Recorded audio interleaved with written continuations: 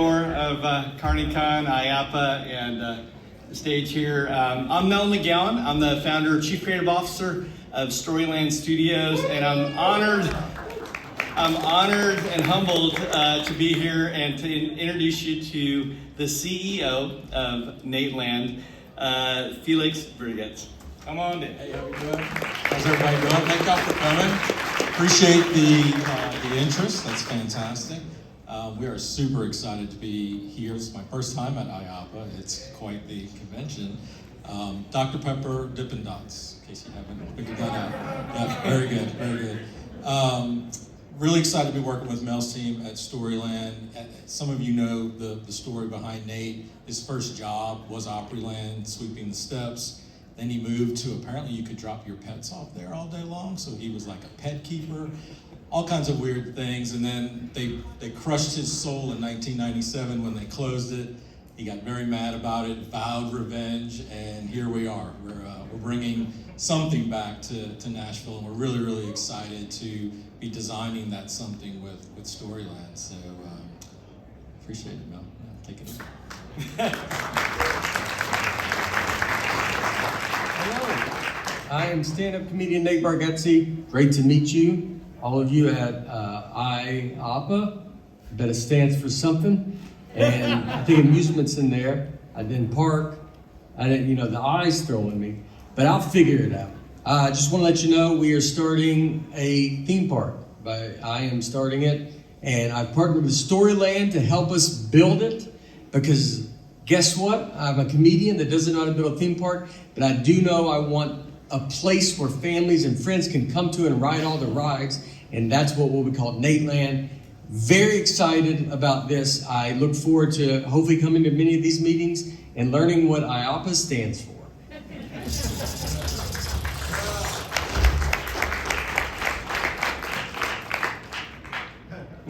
I don't know. Well, again, honored to be here to represent the creative team and the feasibility team that's been on this. Really had no canned presentation pitch for you, other than to say that we've been in feasibility, pre-concept, blue sky mode. It's been a joy and a journey to kind of try to get into the big brain that's behind those big, purportedly dumb eyes of Nate. But happy to answer whatever questions you throw at us. If not, I'll just replay that video a couple of dozen times. So, fire away.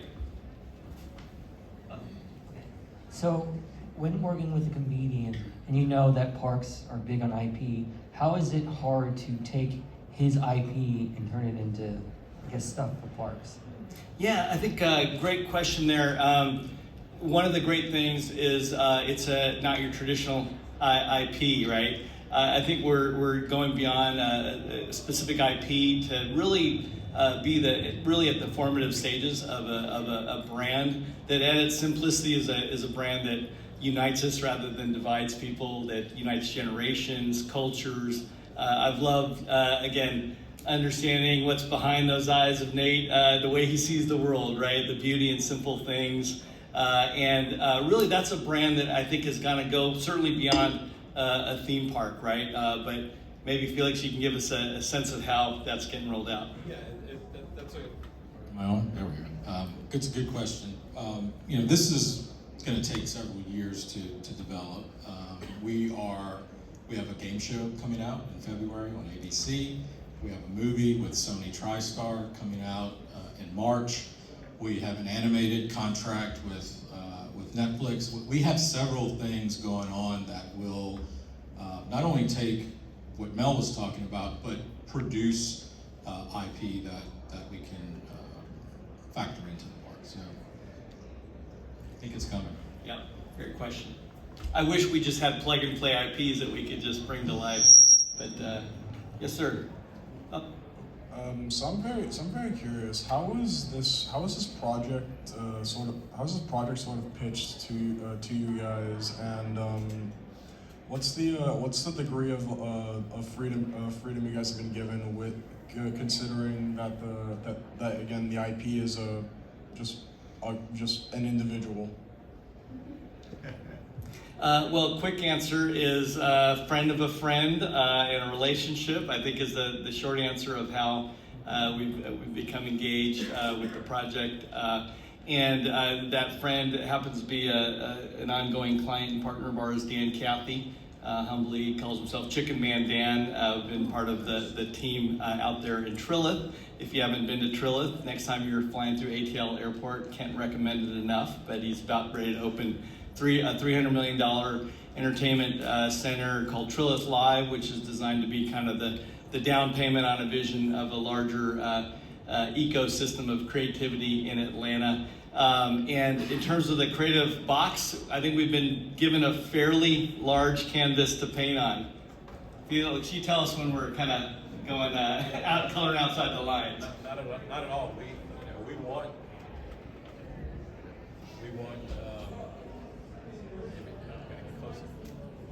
How about now? Nope. No. All right. Why don't you come on? I know you hate the stage. Go ahead. I was a partner at KPMG before I moved over to Nateland. Nate and I have known each other for 10 years. Major projects advisory is something that I specialized in. I was on the advisory side. So know how to put these big projects together. Started looking at different firms to begin the marketing and feasibility component with. Reached out to some people that we knew. Storyland kept coming up. Interviewed several different firms. They were the ones that culturally fit the most with us and kind of got the vision, understand how we like to operate, understand the nostalgia and the family component of what we do at Nateland. Our tagline's good, clean, funny. We are for the masses. We're not political, language, politics. We stay clear of all of that stuff. So the fit was natural. The fit felt good. We've given these guys a blank page, like, go build us the best thing we can do.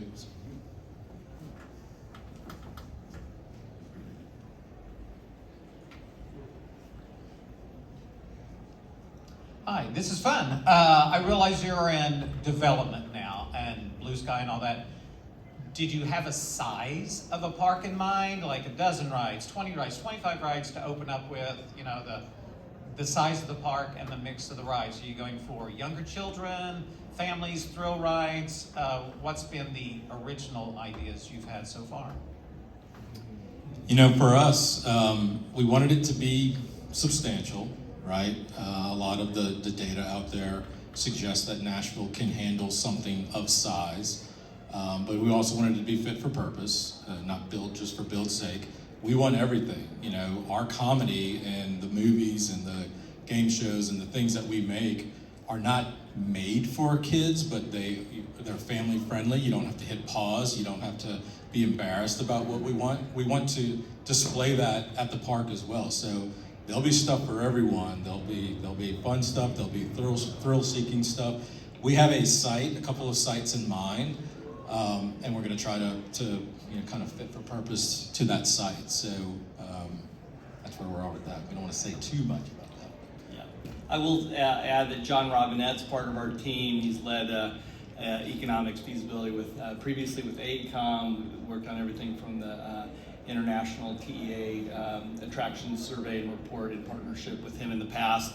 And again, we're looking at a market that is frankly one of the big black holes in terms of a regional theme park market in the U.S. As many of you know, Opryland USA was a beloved park. I think outgrew Dollywood before it closed and got turned into an outlet mall. The residential market is multiple X size, the size that it used to be, mostly of former Californians, like our very own Tyler, our California refugees that have moved out to Nashville. But there's a lot of families out there that would love something of critical mass to make some memories together. So we're optimistic about the critical mass and the right size. And of course, the standard master planning process of not just focusing on creative and blue sky, but also working with feasibility, throughput, sizing, capacity. We're in that entertainment unit per hour mode, dining capacity, all that fun stuff. I love math too. Can you give us some idea on funding or like what you guys are planning? Like this seems like the most blue sky thing I've heard in a while, so I'm looking forward to hearing some details. Or like, is this like a 10-year project? Is this like next year? I saw something online about you guys were looking at cruises as well, or mini parks. What concrete are we looking at right now? It sounds great, and it's great for the Nashville economy. Just wondering if you can give us a little more something. Yeah, we have a cruise that's sold out in February with Norwegian, partnering with those folks. We're not necessarily looking to do a bunch of cruises, but that's part of the experiences division. We've got major markets like any brand. Those major markets are interested in kind of smaller type projects, and we're open to what that might look like, but the vast majority of our focus is the big project in Nashville.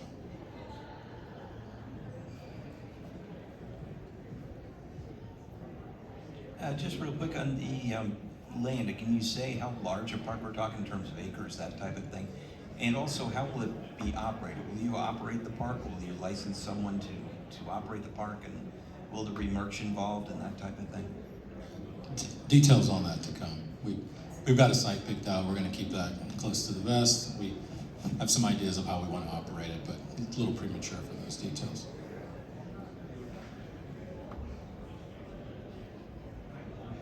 It's definitely fully understandable that this project is in very early stages of development.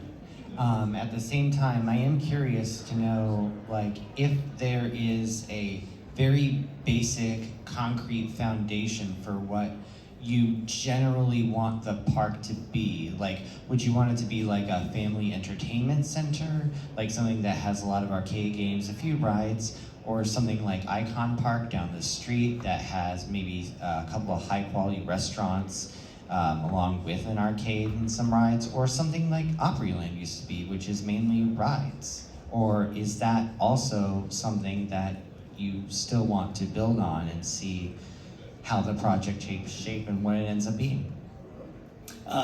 Quick answer is I would say we are looking to create a new typology of park.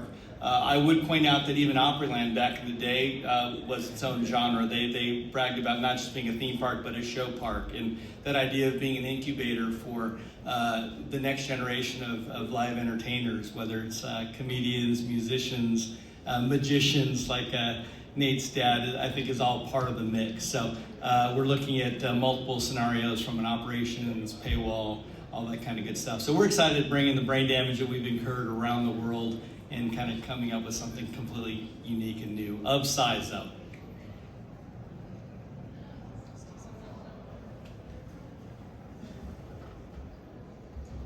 So we talked a lot about like the different rides that might be there. Do you have like a anchoring attraction that will kind of be like the centerpiece of the park, or is it more kind of just like broad and that's kind of like what you're going to be bringing in? Yes, there will be e-tickets. Great. You've got to be of a certain age to even know what that sentence meant, but that's okay. I'm wondering if you can compare yourself to Dollywood for a second. Is this going to be an alcohol-free environment when you say family-friendly? TBD.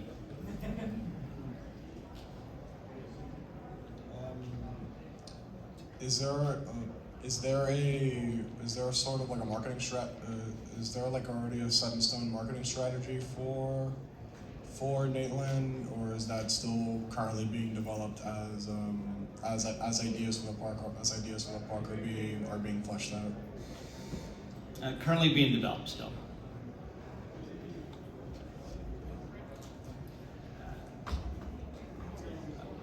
I know sign language. Oh, can I get a mic over here? Similar to when Dolly is at Dollywood and they do a whole parade, when Nate's at Nateland, will you guys do a whole parade and show them around the park and everybody waves and laughs, you know? Sounds like a great idea. I'll teach Nate the princess ways. It's really funny. I'm waiting for the questions about, you know, how many toilets there will be and what color they will be. You know, experiential development takes a really long time. If you think about a time frame, you know, double it, triple it, you know, quadruple it to when you're creating something, of great value and lasting, enduring. I wanted to come back to one of the questions that we had, which is about how do you create an experience about an individual. A couple of things. We do actually have a fantastic example of that in Dollywood, so I'm really glad that somebody brought that up, because that park is absolutely beloved in that region of the USA, but it's not every brand, ride, experience, restaurant has got Dolly, plastered all over it. It's about her legacy. It's about the kind of connections, community experiences, stories, most of all that she's passionate about, and she wants to pass on in her legacy. So if you wanted to think about kind of a cross-section between Dollywood, Mr. Beast, Dude Perfect, for those of you who know those kind of IPs, the creative task that Mel and the team have got is to enter into Nate's world and actually imagine what those spaces would look like. So it's really exciting. There's no code for it. There's no playbook. There is kind of a legacy and a history in the theme park industry, right from Main Street, Missouri, all the way through to the original Disneyland. But we're doing something that's about a creator, an individual creator, rather than a corporate IP, which has got 50, 60 years of laid out. So bear with us while we work that out. Thanks, Ben. Ben Thompson, CEO of Storyland Locations. One or two more questions before we're out of time. Mine's pretty quick, but what is Nate's legacy? That's what we've got to figure out. That's the heavy lifting creatively to do, for sure. Yeah, I'll tell you, having known him for 10 years, he was a, must-see TV, Thursday night, friends, can't wait to go to the movies, hung out at malls. So, there's a time when you weren't, a lot seems to be built for you as an individual to have your head buried in your phone or your iPad. There's stuff that the male in the relationship watches, there's stuff in the female in the relationship watches. There's not a lot of stuff to bring folks together and create those memories, those emotional souvenirs that we like to talk about. So it's a big component of that, just bringing things back to a simpler time where you weren't buried into a digital device and you were actually experiencing life and the people that you love around you and having a good time. So that's a piece of the legacy part for sure. And having something that you can walk through and experience that and capture that live, if you will, is a pretty important part of what he wants to do. Yeah, as a dad of 8, anything I can find or do to get my kids' eyes off of screens and to lock in with me as a dad, those moments that you're giving that gift of presence with a C instead of a T. Those moments is really a lot of what this is about: high touch over high tech, and really reach out for families rather than kind of the 1%ers. One more. Out of time. Hello there. It's a pleasure to meet y'all. This is a question. I want to get into the creative industry. What advice do you have?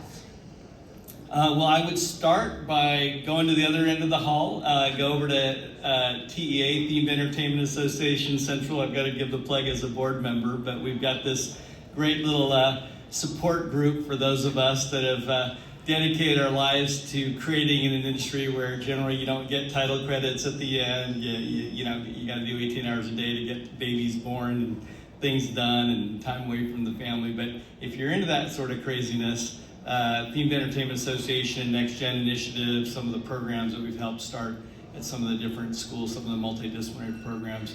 Great place to be. Side note, we've got the TEA Masters, one of which Bonnie Sinclair is sitting right over here. Raise your hand, Bonnie. And Scott, her husband, who designed a good chunk of Epic Universe. We're all going over to their creation and party tonight with the TEA at Epic Universe. So that's a great place to start. We've got a lot of those interviews captured on YouTube, the TEA Masters. And then I also co-host a podcast with Skipper Freddie back there called the Themed Attraction Podcast, where we really try to highlight some of the different disciplines. We've got artists, architects, artisans, but we've got, the folks like Felix that, is the owner of one of the biggest accounting firms. So we say it takes left, right, and center brains to kind of create this craziness. So again, thanks so much. We're so honored and humbled that you guys would join us.